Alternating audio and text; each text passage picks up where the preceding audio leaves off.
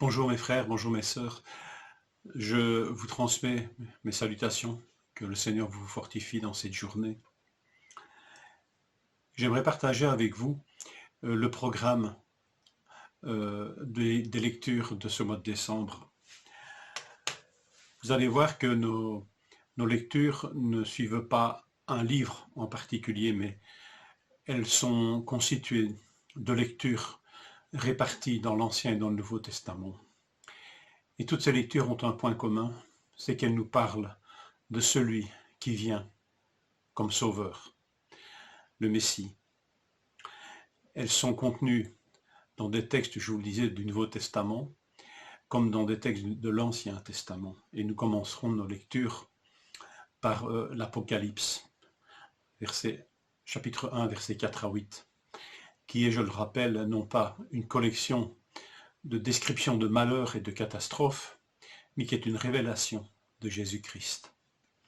J'aimerais lire pour introduire ce temps d'avant, enfin c'est plus qu'un temps de l'avant, c'est cette préparation qui va nous amener jusqu'à la Noël, et qui suivra quand même, puisque le mois de décembre ne s'arrête pas à la Noël, et que nous puissions nous rendre compte de qui est venu, celui qui vient et qui revient, mais celui qui vient, annoncé par les prophètes.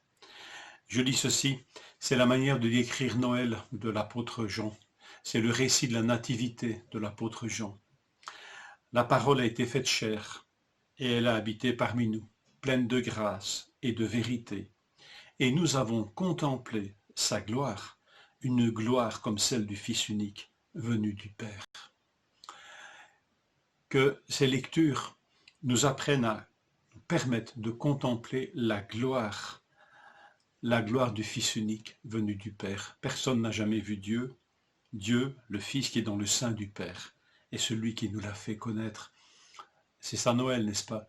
Et bien que ces lectures nous rappellent vraiment qui est venu, qui s'est incarné. Que le Seigneur puisse nous bénir dans ces lectures et nous édifier, nous fortifier.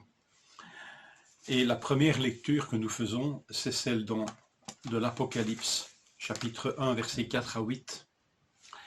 Et ici, bien sûr, nous voyons le Christ Jésus qui est glorifié. C'est après Pâques. Là, les calendriers ne sont plus de grande utilité. Mais nous, les chrétiens, nous ne pouvons pas faire comme si les choses n'avaient jamais existé. Nous savons que Pâques a suivi Noël.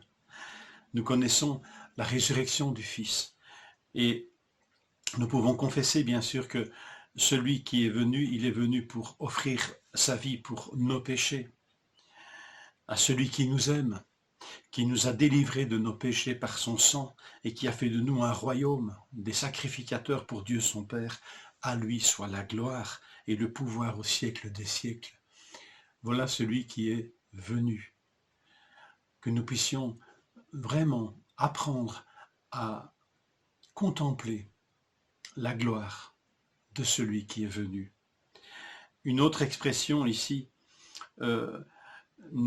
voilà, Jean aux 7 églises qui sont en Asie, que la grâce et la paix vous soient données de la part de celui qui est, qui était et qui vient, de la part des 7 esprits qui sont devant son trône, et de la part de Jésus-Christ, le témoin fidèle, le premier-né d'entre les morts, et le souverain des rois de la terre. Celui qui est né dans les conditions que nous connaissons est le souverain des rois de la terre.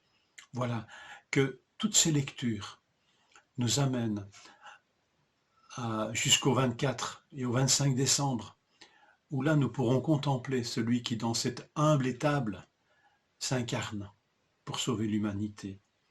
Nous aurons lu avant le 24 décembre toutes ces lectures qui nous montrent combien il est glorieux, celui qui s'est incarné.